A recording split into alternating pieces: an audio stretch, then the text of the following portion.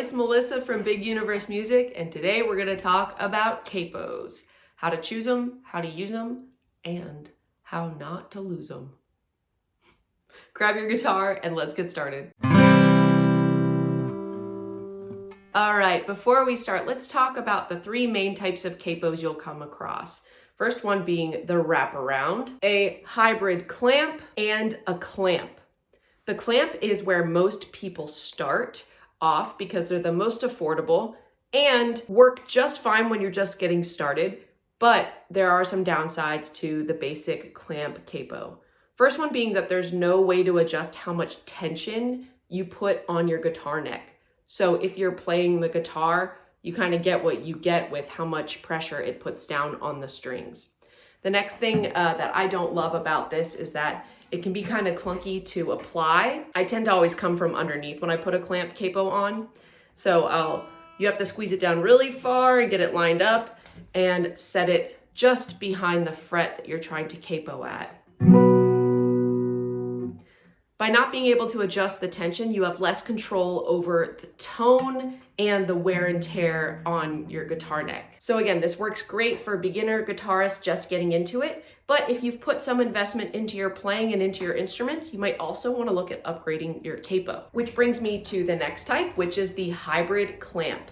This one is very similar, but it has a dial so that you're able to adjust the tension on the strings. This works pretty well. It's not my go-to, and the reason being because when you take it off in the middle of a show, there's no way to attach it to the guitar, so you have to just kind of set it down somewhere. My preferred style and brand of capo is a wraparound capo from Paige. I do endorse Paige Capos. I've been using them for about 15 or 20 years, so basically ever since I first discovered them. I fell in love with the design. They're made in the United States, so I'm always trying to find things that are made in the USA and family owned. So I just love Paige Capos, and I want to say thank you to Paige for sending me a Paige Pro. The wraparound capo in my book is ideal because it has an adjustable amount of tension. And when you're in between songs, you can slide this capo up and secure it on the guitar neck.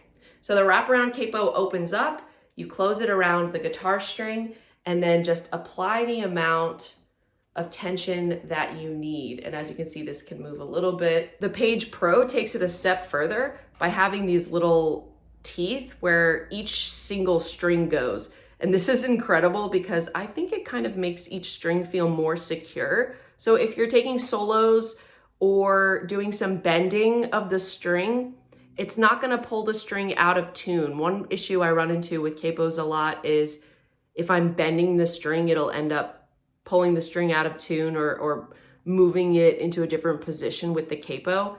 That is completely alleviated with this capo as each tooth holds the string in place. Amazing. Okay, to put a capo on, we simply open up our capo and choose which fret we need to put it on. Close it up. I like to line it up nice and straight with each fret and then turn the dial until it has the amount of tension that we need to change the tuning and hold the string secure.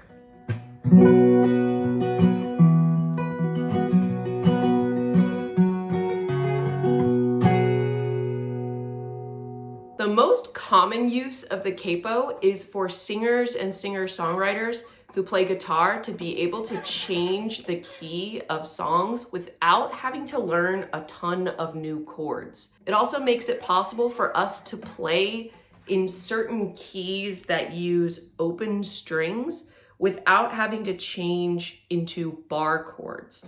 Bar chords are tricky to play, and also they change the tone of the song. A great example of the use of the capo is to be able to play in the key of F.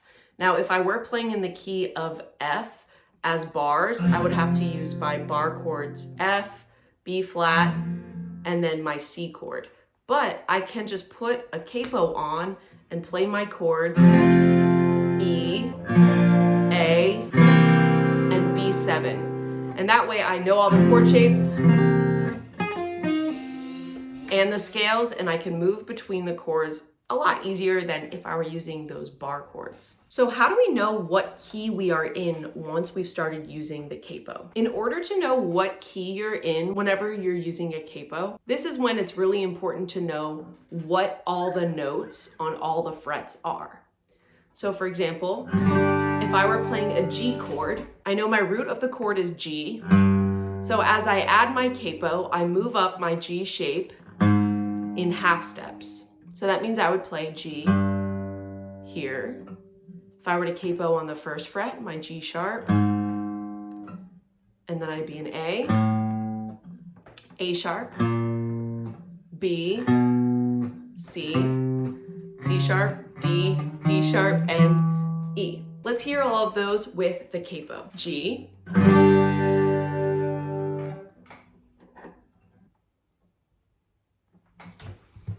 capo 1 will become G sharp.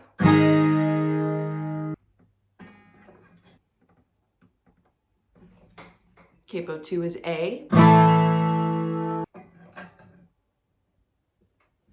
Capo 3 is A sharp, also known as B flat. Capo 4 is B. 5 is C. 6 is C sharp. 7 is D. 8 is D sharp. And 9 is E. Another fun use of the capo is if you were playing with another guitarist, and say you're playing in the key of E, and one person wanted to play in like a higher tone, so you're playing guitars together, but you can create some pitch separation or, you know, tonal differences between what you're playing by having one person play in E